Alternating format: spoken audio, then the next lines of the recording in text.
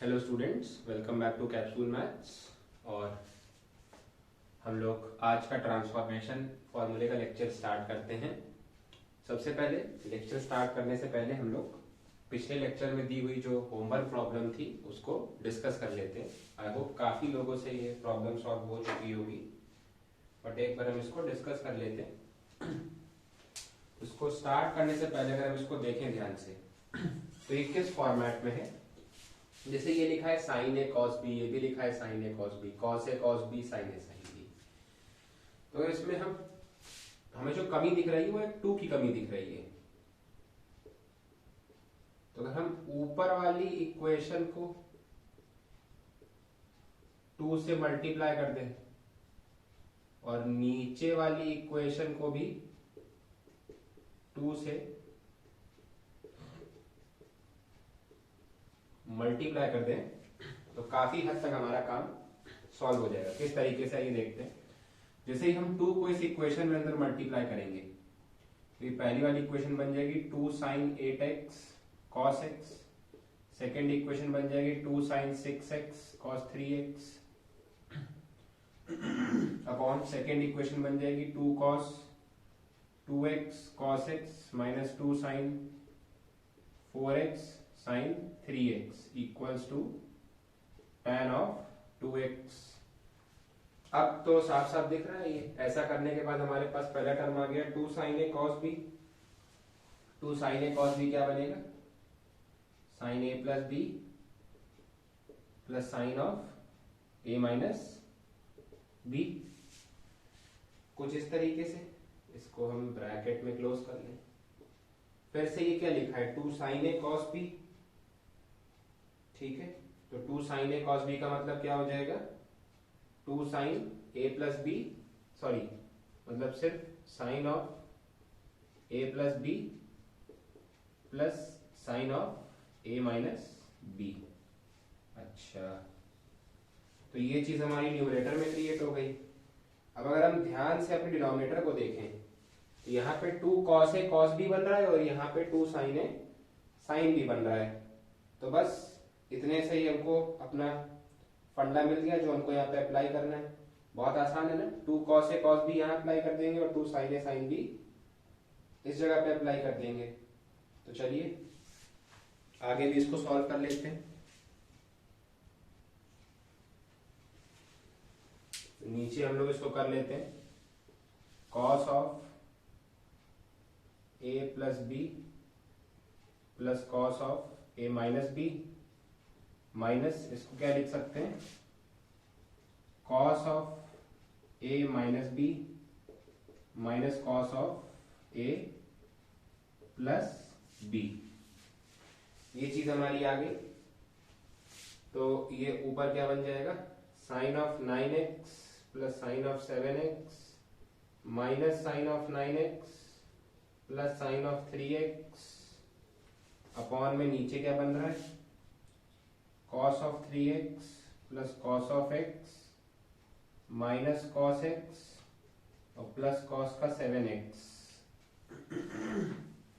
तो ऊपर प्लस का साइन x और माइनस का साइन 9x कट जाएगा। तो हमारे पास ऊपर क्या बचेगा sine of 7x plus sine of 3x,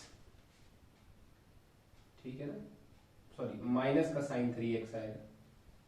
sign of 7x minus sign 3x और नीचे बचेगा cos 3x cos का 3x प्लस cos का 7x। अब इतना सॉल्व करने के बाद ऊपर देखिए कौन सा फॉर्मेट बन गया है। ऊपर हमारे पास बन गया sine c minus sine d और नीचे बन गया cos c plus cos d। तो इसको सॉल्व करते हैं हम लोग। Sine c minus sine d हमारे पास क्या हो जाएगा 2 cos c plus d by 2 sine of c minus d by 2 upon नीचे cos c plus cos d, तो ये बन जाएगा 2 cos c plus d by 2 cos of c minus d by 2।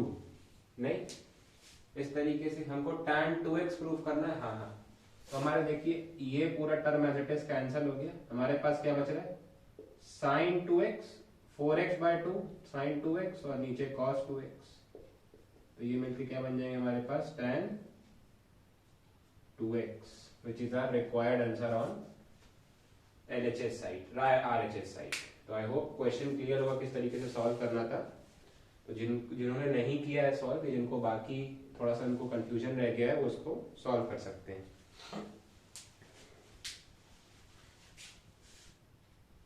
तो आइए अपने नेक्स्ट क्वेश्चन की तरफ बढ़ते हैं। नेक्स्ट क्वेश्चन है prove that sin x minus sine Y upon cos x plus cos y is equal to tan of x minus Y by 2 के equal है। तो बहुत आसान सा क्वेश्चन है, कुछ नहीं करना है, ऊपर हमको sin c minus sine D लगा देना है।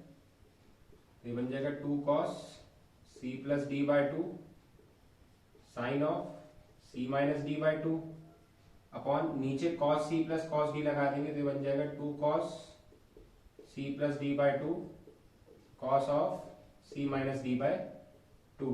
ये पूरा term as it is cancel हो जाएगा। tan x minus Y by 2 upon cos of x minus Y by 2 कितना आ जाएगा tan of x minus Y by 2। Proved. बहुत ही छोटा सा आसान सा क्वेश्चन, कुछ नहीं करना था इसमें। नेक्स्ट क्वेश्चन की तरफ हम बढ़ते हैं अपने। तो ये आप लोग इसको ट्राई दें। Sine x plus sine y का whole square plus cos x plus cos y का whole square is equals to sine x plus sine y का whole square plus cos x plus cos y का whole square is equals to 4 cos square x minus Y by 2। ये वाला question note कर लें और इसके बाद video pause करके इस वाले क्वेश्चन को आप अटेम्प्ट दे सकते हैं।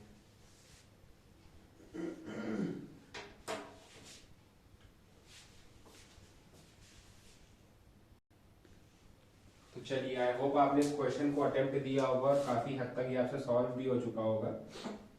इसको हमें इस तरीके से सॉल्व करना है कि ब्रैकेट के अंदर लिखा है sine C plus sine D, इसको क्या लिख सकते हैं 2 sine C plus D by 2 cos of C minus D by 2 और इसका होल का स्क्वायर प्लस ये क्या लिखा है cos C plus cos D, इसको क्या लिख सकते हैं 2 cos C plus D by 2 cos of C minus D by 2 का होल स्क्वायर। इस तरीके से अब अगर हम होल स्क्वायर अंदर भेज दें तो ये चीज क्या बन जाएगी 4 sine square X plus Y by 2 cos square x minus Y by 2 plus अगर आप इसमें स्क्वायर अंदर भेजोगे तो ये बनेगा 4 cos square X plus Y by 2 cos square x minus Y by 2।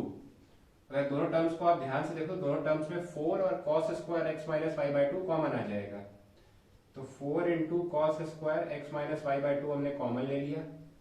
हमारे पास ब्रैकेट में अंदर बचा sine square X plus Y by 2 plus cos square X plus Y by 2। तो 4 into cos square x minus Y by 2 और जो ये चीज लिखी है आप अगर ध्यान से देखो तो ये 1 लिखी है, sine square theta plus cos square theta, answer हमारे पास 1 आ जाएगा। इसको फाइनल आंसर जो आ जाएगा वो यही आ जाएगा जो कि हमको आरएचएस में रिक्वायर्ड था। इजी क्वेश्चन था, उतना भी डिफिकल्ट नहीं था जितना कि हम एक्सपेक्ट कर रहे थे, आप लोग को लग रहा होगा इसको देख के क्लियर हो चुका होगा। इसको आप नोट डाउन कर सकते हो।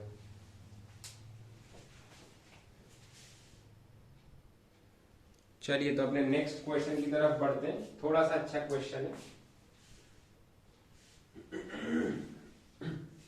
ये क्वेश्चन है cos alpha plus beta plus cos gamma plus cos alpha plus beta plus gamma को हमको इस चीज के इक्वल प्रूफ करना है। तो ये 4 टर्म्स वाला क्वेश्चन है ये। तो 4 टर्म्स में जो पेयरिंग की जाती है वो पहले बता चुका हूं कि या तो एक तो लास्ट वाले टर्म्स को पेयर करते हैं मिडल वालों को, या ऐसे ऐसे पेयरिंग कर सकते हैं। पेयरिंग के इवन टर्म्स में 2 ही तरीके होते हैं पेयरिंग के, फर्स्ट और लास्ट और मिडल वालों को पेयर करा जाता है या कॉन्जिक्यूटिव टर्म्स को पेयर किया जाता है। अब दिमाग ये लगाना है कि यहाँ पे किस तरीके से पेयरिंग की जाए। अच्छा, अगर आप ध्यान से देखो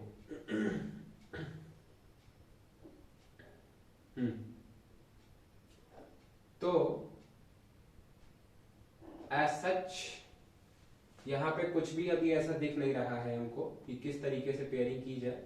तो ये अगर आपके सामने ऐसा कोई नया क्वेश्चन आता है तो बहुत आसान सी चीज है, आपको एक अटेम्प्ट देना पड़ेगा।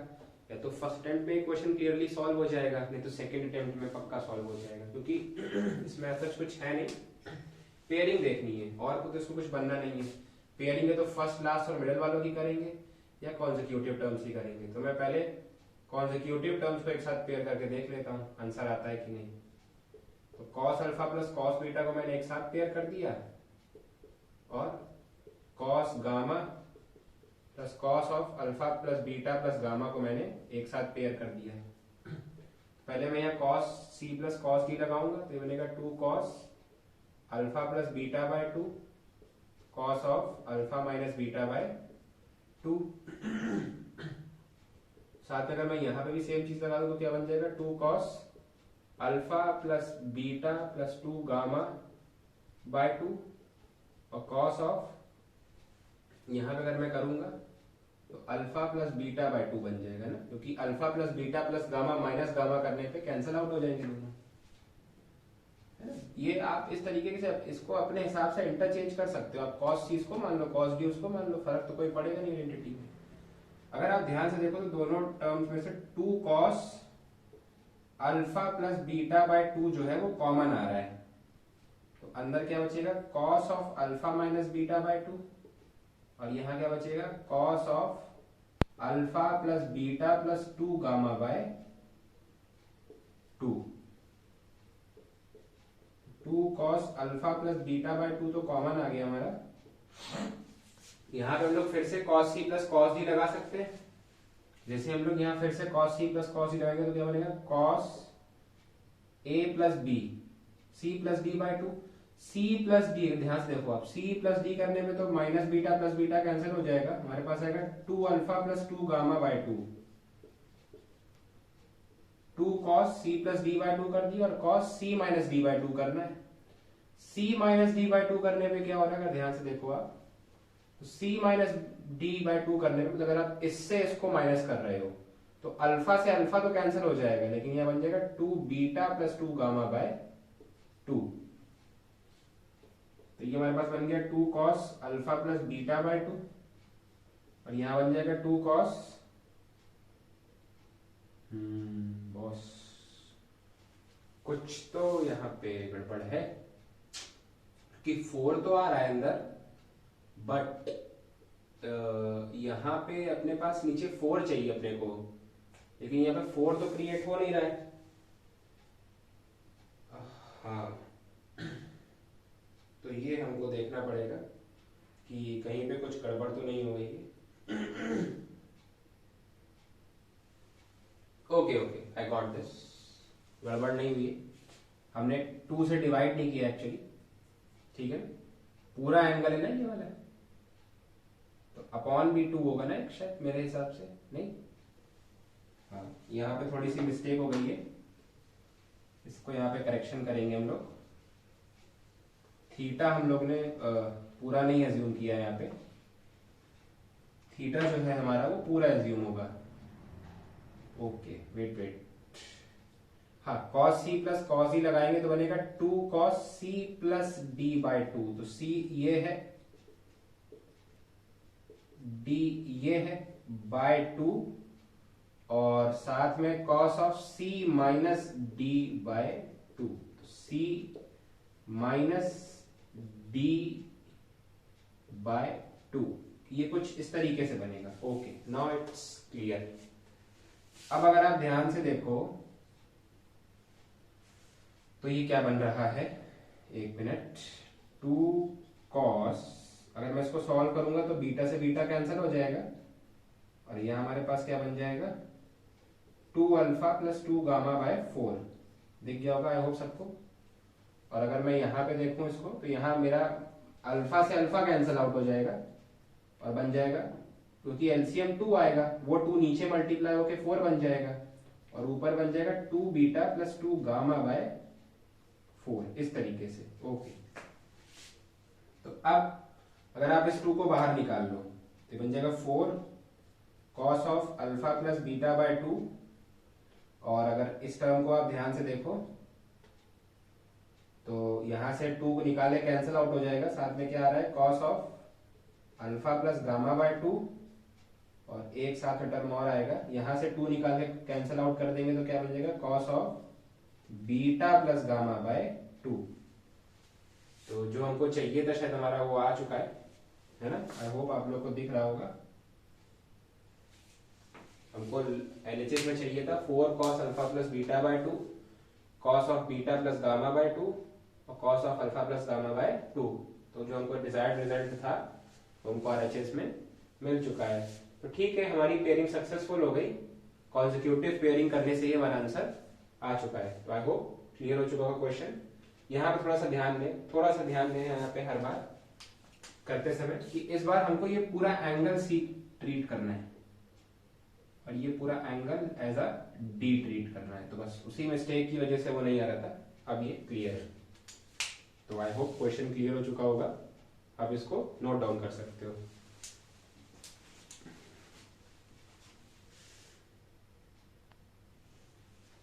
चलिए अपने नेक्स्ट क्वेश्चंस की तरफ बढ़ते हैं। तो ऊपर वाला क्वेश्चन तो बहुत इजी सा है, आई होप आप सभी लोग इसको सॉल्व कर सकते हो। तो अगर आप चाहो तो वीडियो पॉज करके इसको अटेम्प्ट दे सकते हो, बाकी लोग यहाँ पे इसको देख सकते हैं साथ में। यहाँ पे जो हमारी आइडेंटिटी लिखी है वो लिखी है sine square A minus sine square B. Sine square A minus sine square B का फॉर्मूला क्या होता है sine A plus B into sine A minus B. बस सवाल खत्म। Sine A plus B sine A minus B क्या आ जाएगा, दिख गया साफ साफ है ना। साइन 10x साइन 2x, खत्म, सवाल फिनिश। ठीक है, बहुत आसान था। तो अगर आप नीचे वाला क्वेश्चन अब इसको अटेम्प्ट दे सकते हो, ऊपर तो क्लियर हो चुका होगा। ठीक है, तो अगर आपको थोड़ा सा याद, तो मैंने पिछले टर्न पे बताया था कि ऐसे क्वेश्चंस को अटेम्प्ट करने की क्या टेक्निक होती है।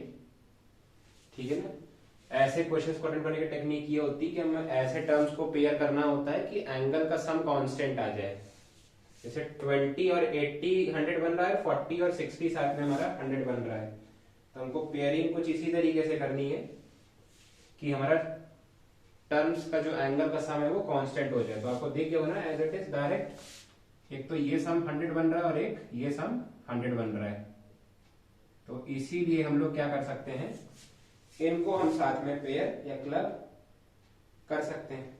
ठीक है, आइए कर लेते हैं। तो एक हाफ से मल्टीप्लाई कर लिया, cos 40 cos 60 को एक साथ लिख लिया और एक 2 से मल्टीप्लाई कर दिया यहाँ cos 20 cos 80 को एक साथ लिख लिया, इस तरीके से। तो बस हम लोग शुरुआत कर रहे हैं कि इसको किस तरीके से टैकल करना है। ठीक है, cos 60 हमको पता है स्टैंडर्ड एंगल है, इसको हम लोग लिख सकते हैं ना 1/2, हाफ वैल्यू होती है इसकी cos 40। ओके, और ये 2 cos a cos b क्या बन जाएगा हमारे पास, cos a plus b plus of cos a minus b। तो ये बन जाएगा हमारे पास cos of a plus b and cos of a minus b, इस तरीके से। तो ये बन गया 1/4 cos 40 degree cos 100 degree and this is again cos 60, cos 60 मतलब हाफ। तो ये आ गया हमारे पास 1/8 cos 40 degree and cos 100 degree. Boss again अगर हम इसको सॉल्व करना चाहते हैं तो हमें क्या करना पड़ेगा, 2 से मल्टीप्लाई और डिवाइड। तो ये 1/16 कर लें और यहाँ 2 cos 40 डिग्री cos 100 डिग्री कर लेते हैं इसको। 2 cos a cos b हमारे पास फिर से क्या बन जाएगा देखो, अब तो आप लोग इसको कर सकते हो ना अपने आप, बहुत आसान हो गया है। तो ये नहीं बहुत आसान हो गया है। ओ यहाँ पे एक छोटी सी मिस्टेक हो गई है, एक छोटी सी मिस्टेक, 1 मिनट रुक जाइएगा। प्लस का साइन तो लगाया ही नहीं बीच में, cos a plus B plus cos a minus B होगा ना, cos a plus B plus cos a minus B. तो बन जाएगा 1/4 cos 40 degree cos 100 degree plus half हो जाएगा। ओके ओके, अब दिख रहा है clear. 1/4 cos 40 degree cos 100 degree एक साथ प्लस 1/8 cos 40 डिग्री। इस तरीके से इसका आंसर आ जाएगा। हाँ भाई, अब पहले पार्ट को सॉल्व करने के लिए हम लोग अपनी अप्रोच अप्लाई कर सकते हैं। तो एक स्टेप बचा लेते हैं, इस चीज को यहां लिख देते हैं। 1/4 cos 40 degree cos 100 degree plus 1/8 cos 40 degree. Okay, तो अब नीचे वाले स्टेप में इसको सॉल्व कर लेते हैं।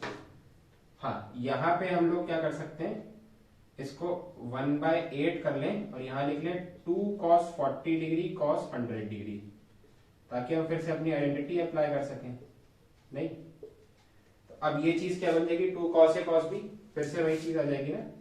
1/8 cos a प्लस b मतलब cos 140 degree plus cos a minus b मतलब cos 60 degree plus 1/8 cos 40 degree. तो ये कितना आ रहा है, 1/8 cos of 140 degree and plus half, इस तरीके से प्लस 1/8 cos 40 डिग्री। काफी लंबा जा रहा है। आई होप आपने पहला वाला क्वेश्चन नोट कर लिया होगा, नहीं तो आप वीडियो पॉज करके फटाक से नोट कर लो ताकि हम इस क्वेश्चन को आगे कंटिन्यू कर सकें।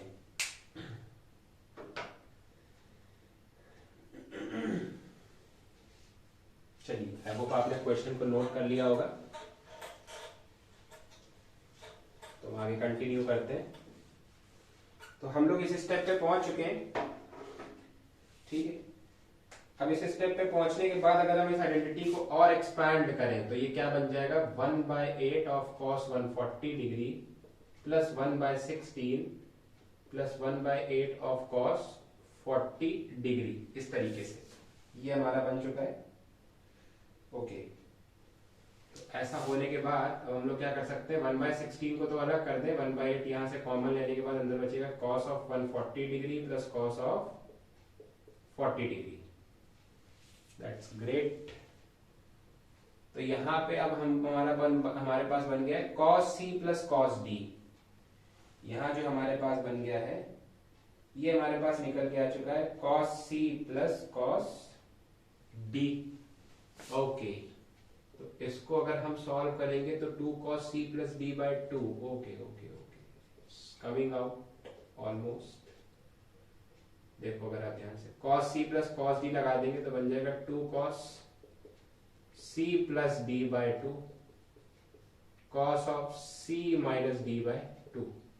अब यहाँ कुछ भी लिखा हो अंदर मेरे को फर्क नहीं पड़ता है, आप इसको देखो ध्यान, ये cos 90 लिखा है ना, cos 180 बाई 2 क्या बन जाएगा, cos 90, और cos 90 की वैल्यू हमको पता है 0 होती है, मतलब ये पूरा टर्म एज इट इज 0 हो जाएगा। 0 इंटू 1/8 भी क्या हो जाएगा, 0। तो आंसर अपने पास 1/16 बचा है। ऐसा क्यों किया, मैं रीजन लिख दे रहा हूं कि cos 90 0 डिग्री होगा। आई होप क्लियर हो गया होगा आप लोग को। cos c plus cos d लगाया मैंने, और जो ये चीज है this is coming out to be cos 90। cos 90 0 की वजह से पूरा टर्म कैंसल आउट हो गया, मतलब 0 हो गया ऑलमोस्ट, और ये 1/16 हमारा जो डिजायर्ड आंसर था वो आ चुका है। तो आई होप क्वेश्चन समझ में आ गया होगा। थोड़ा सा लेंदी था, अच्छा भी था, बट कॉन्सेप्चुअल स्टैंडर्ड क्वेश्चन है, आते हैं ऐसे, तो अब इसको नोट डाउन कर लो।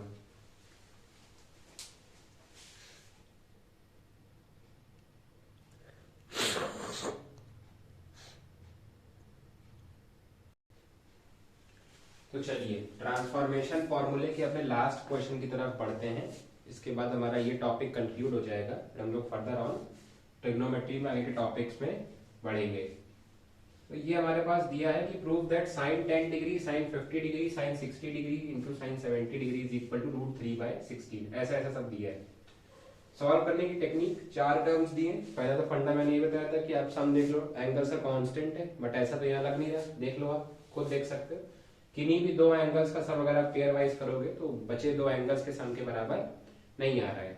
तो सेकंड मेथड कौन सा लगाना था, डिफरेंस वाला, डिफरेंस या एडिशन वाला।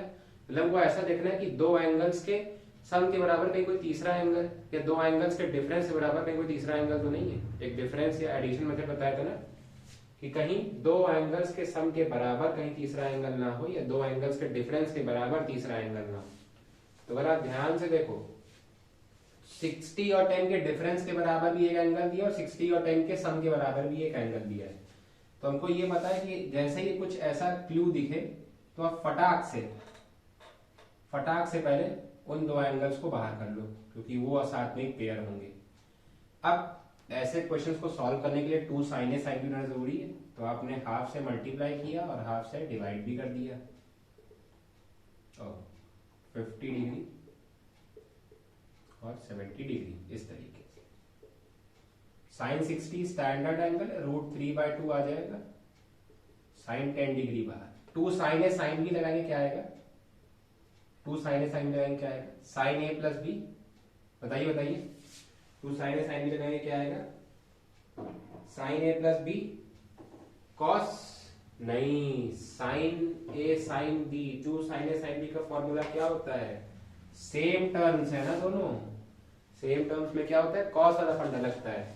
हाँ एग्जैक्टली तो यहाँ क्या लगेगा?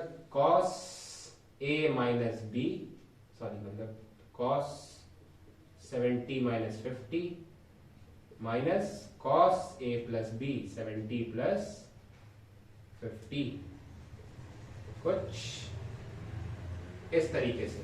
आई होप क्लियर होगा सबको ये फॉर्मूला।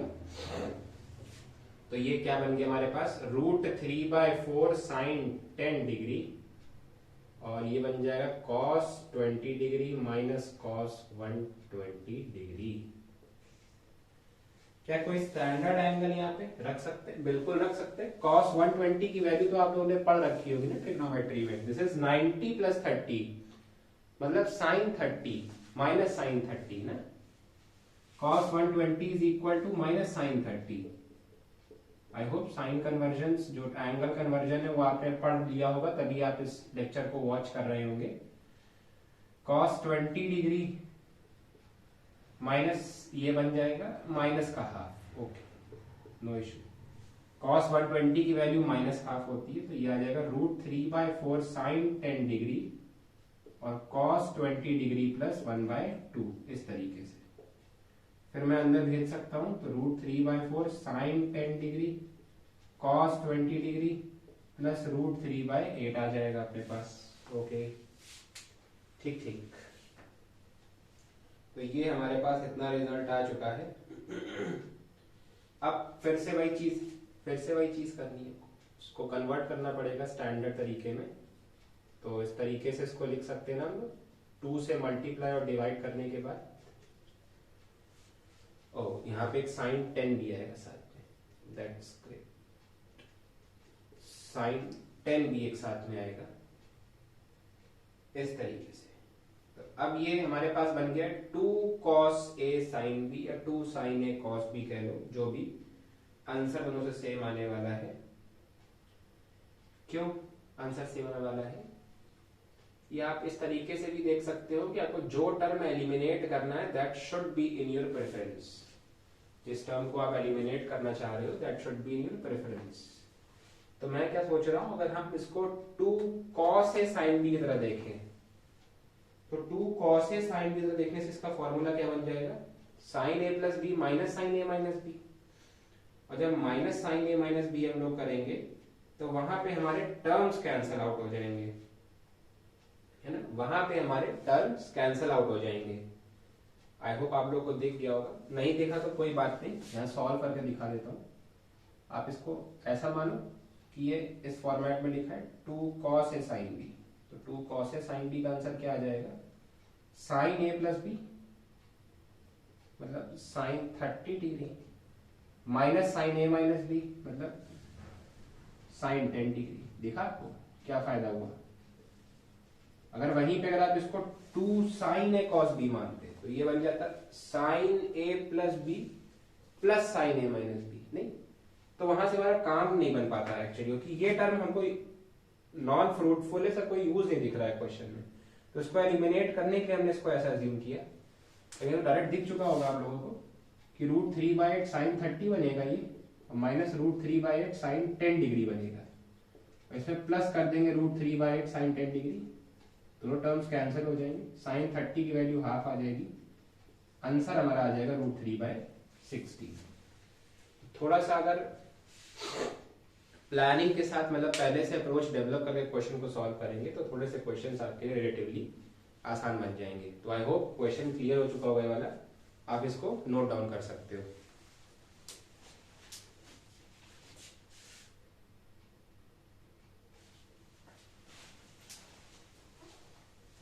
तो आई होप आपको इस वीडियो में पढ़ाए गए सभी कॉन्सेप्ट अच्छे से समझ आ चुके होंगे। इस लास्ट वीडियो के साथ अब हम लोग जो ट्रिग्नोमेट्री यूनिट, इसमें ट्रांसफॉर्मेशन फॉर्मूला देख रहे थे, इस चैप्टर को हम लोग कंक्लूड करते हैं। नेक्स्ट चैप्टर में मिलेंगे और अच्छे प्रॉब्लम्स और कॉन्सेप्ट्स के साथ। तब तक के लिए अगर वीडियो अच्छी लगी हो तो इसको लाइक करें, शेयर करें और चैनल को जितना ज़्यादा पॉसिबल हो सब्सक्राइब करें। Thank you.